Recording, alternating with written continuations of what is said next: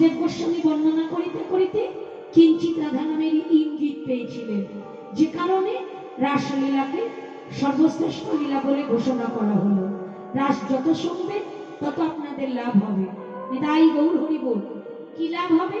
পরাভক্তি লাভ হবে, আর কামনা বাসনা রূপে যে দুরারোগ্য ব্যাধি আছে সেই ব্যাধি থেকে যে মুক্তি লাভ করবে।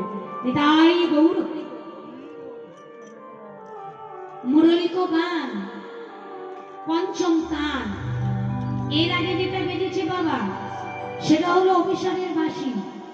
অনুরাগে যে বাঁশি বাজে সেটা অভিসারের বাঁশি। সেই বাঁশি শুনে গোপীরা সাজে। আর এবার যেটা বাজলো বৃন্দাবনে রাস মঞ্চে, সেটা হলো রাসের বাঁশি। মায়েরা উলুধ্বনি আর বাবারা হরিধ্বনি করুন। শ্রীরাধে।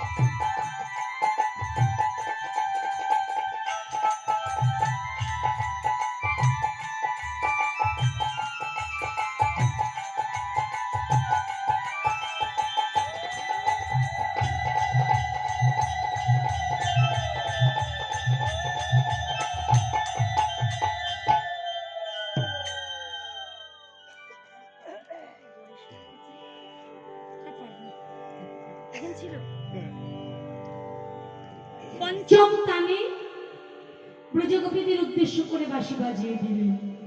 সেই সুর ব্রজগোপীদের শ্রুতি বলে এলো। সদত গোপী প্রেমগেরা মনগে মনগে আপন সকুরে সকুরে সকিরে সকিরে সহি বলো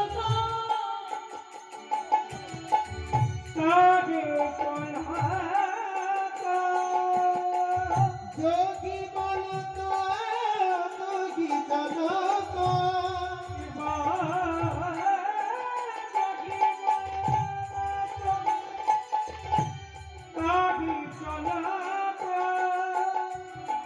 মুরলী কপাল কালনি, মুরলী কপাল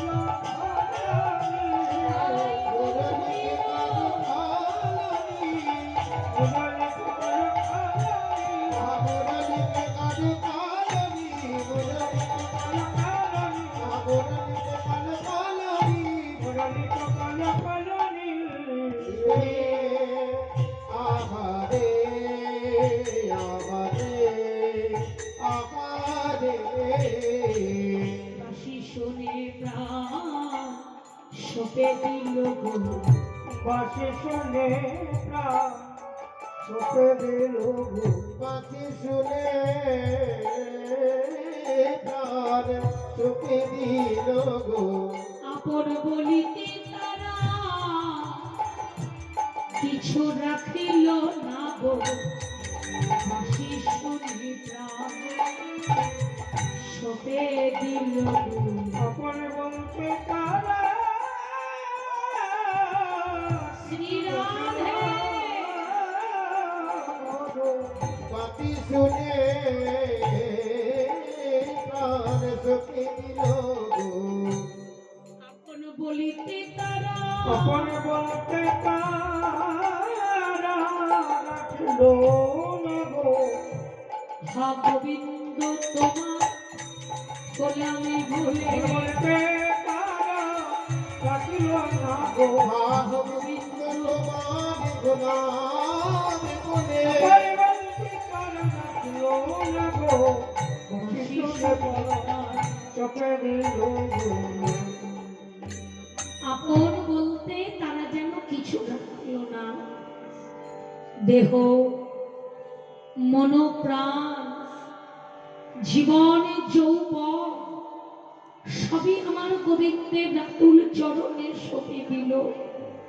এসো ভক্তিমতী মায়েরা, আসন ভক্তমণ্ডলী বাবা, আজ এই রাসের হাটে আমরা যারা উপস্থিত হয়েছি কিছু সময়ের জন্য ভুলে যাই আমাদের নিজেদের এই মায়ার সংসারের পরিচয়টুকু। আমরা ভুলে যাই যে আমরা কারো ঘরের সন্তান, কারো ঘরের বধূ বা কারো ঘরের জননী।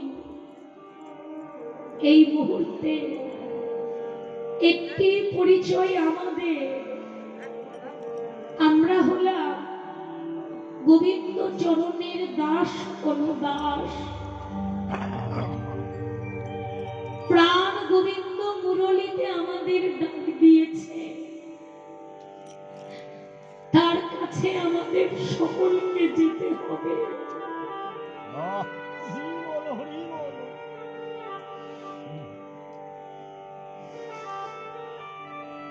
জগতে পিতা ডাক দিয়েছেন, যেতে হবে সকালে।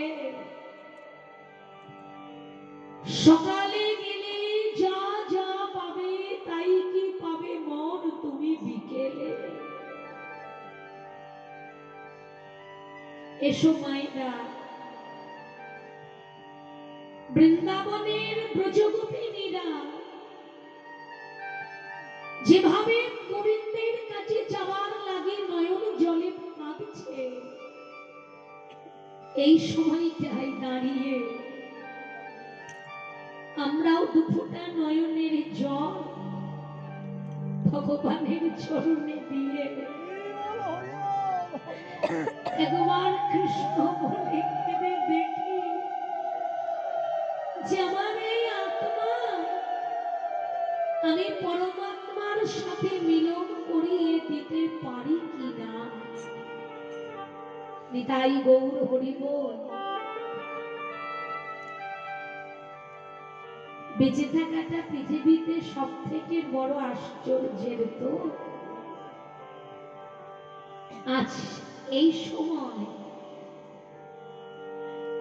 এই গভীর রজনীতে, এই সময়টাই দাঁড়িয়ে আমরা কেউ বলতে পারবো না যে আর কয়েক ঘন্টা পরের সূর্য তোমাদের কার জীবনে উদয় হবে আর কার জীবনে হবে না। আর যদি গোবিন্দের কাছে বলতে না পারি, তাই অন্তত গোপীদের সঙ্গে কণ্ঠে কণ্ঠ মিলিয়ে একবার প্রাণ করে কৃষ্ণ বলে কাঁদি দেখি যে আমার এই আত্মা পরমাত্মার সাথে মিলন করাতে পারি কিনা। যে দেখো আর কয়েক ঘন্টার মাত্র ভক্ত সঙ্গ মাগো, আবার 1 বছর পরে যদি গোবিন্দ বসাই তাহলে বসবে, আমরা মিলিত হব, কিন্তু কেউ থাকবো কেউ থাকবো না। 2 মাস 6 মাস আগে থেকে প্রস্তুতি, কীর্তন হবে কত ভক্তের চরণে আঙ্গিনায়। আগামী দিন এই সময়ে আর কোন ভক্তের চরণ এখানে থাকবে না।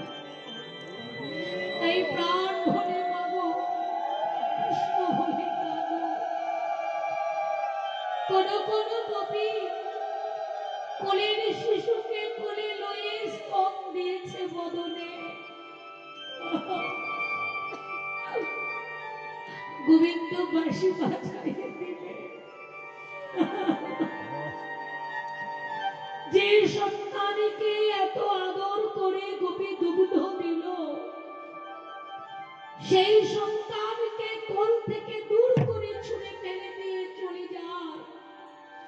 হা গোবিন্দ, প্রাণ গোবিন্দ বলে কাঁদতে কাঁদতে ছোট্ট ছোট্ট শিশুরা দোলাই লুটিয়ে পড়ে দুটি কর বাড়িয়ে মাকে ডাকছে, মা গো।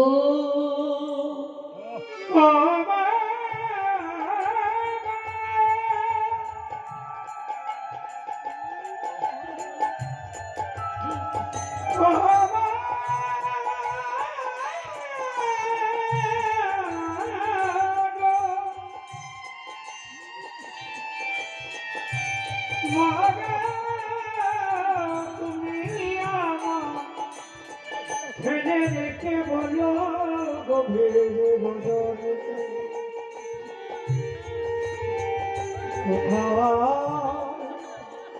চলে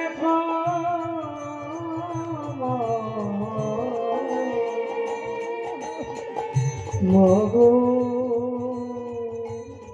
গো মা গো, অমন করে আমাদের ফেলে তুমি চলে যেও না।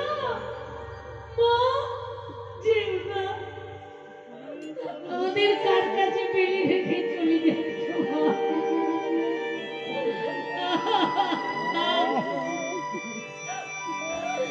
কার কাছে রইব? আমাকে ছেড়ে ভাবে চলে যেও না। গোপী একবারও পিছন পানি চাইল না যেন মা। এই যে মায়ার ডাক, আমি যদি পিছনে যাই মনে হয় তারে গিয়ে যেতে পারবো না। গোপী শুধু একটি কথাই বলে গেল, ওরে মা মা বলে অমন করে আর না কেঁদে। মা বলে কাঁদলে কি আমায় চিরদিন ধরে রাখতে পারবে? একদিন না একদিন তো আমার গোবিন্দের কাছে চলে যেতেই হবে। তাই মা বলে নয়, যদি কাঁদিতেই চাস প্রাণী ভরে একবার কৃষ্ণ বলে কাঁদে না তোরা। কৃষ্ণ বলে একেবারে কাঁদে না,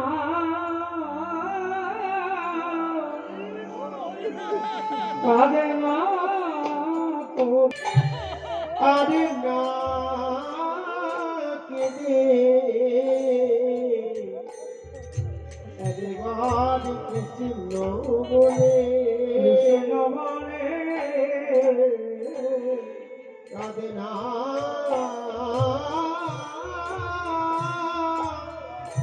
কাঁদে না তোরা। যত কাঁদিবি কৃষ্ণ